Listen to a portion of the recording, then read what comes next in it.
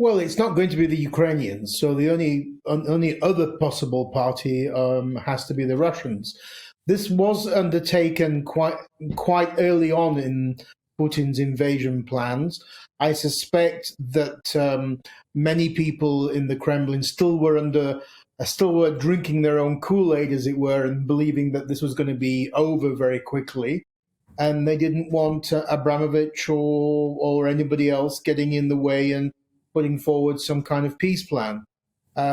Russia has a long tradition of doing this, going back to the Soviet Union 1950s. So we have something like 70, 80 years of the Soviet Union and Russia. And remember, the people in charge of Russia are former KGB officers who have been doing this. So I have no doubt it's the Russians involved.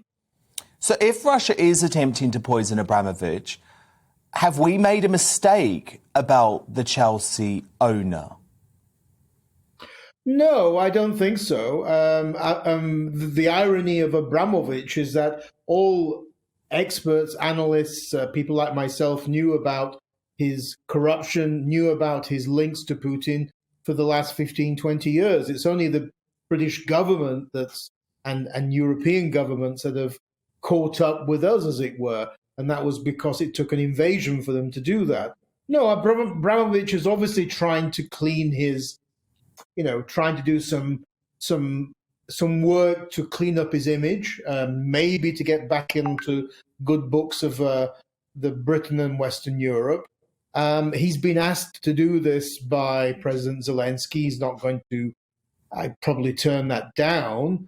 But I don't have much faith in him getting anywhere on this, because I think Putin's not going to be really listening to people like Abramovich at this stage. I mean, a couple of weeks ago, Putin gave a speech where he described all of these oligarchs abroad as basically traitors who were living, a high life abroad.